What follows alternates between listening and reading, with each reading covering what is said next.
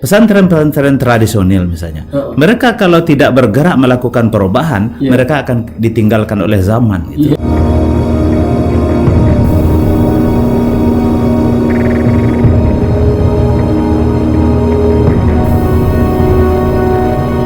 Gitu kan, ya itu pemahaman yang syamil mutakamil, pemahaman yang lengkap, utuh, sempurna tentang Islam ini.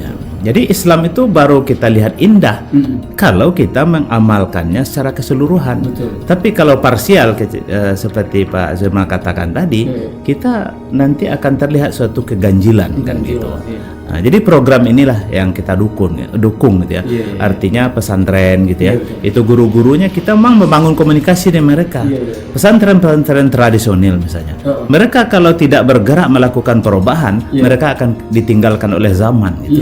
Karena orang setelah mereka dididik di pesantren atau mereka dididik di non pesantren gitu ya, mereka akan melihat apa outputnya setelah itu.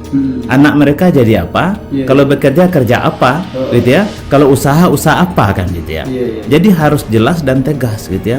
Nah, ini kalau sekolah atau lembaga-lembaga pendidikan agama kita tidak melakukan reformasi, perbaikan ya sesuai dengan zaman, kekinian dan kedisinian gitu ya, mereka akan tergilas gitu.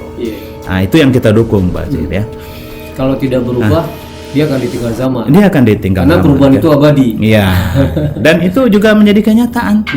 Kita lihat sekolah-sekolah pesantren-pesantren yang dikelola secara profesional, yang dikelola secara modern, yang dikelola dengan teknologi, memanfaatkan teknologi hari ini, berbondong-bondong masyarakat datang ke sana, bahkan tidak tertampung gitu kan? Betul. Ya, dari orang-orang yang berpendidikan tinggi, orang-orang kaya, gitu ya, orang-orang yang istilahnya mampu gitu ya, itu mengejar pesantren malah, walaupun mahal, mereka tidak peduli dengan mahal itu gitu kan, yang penting kualitas.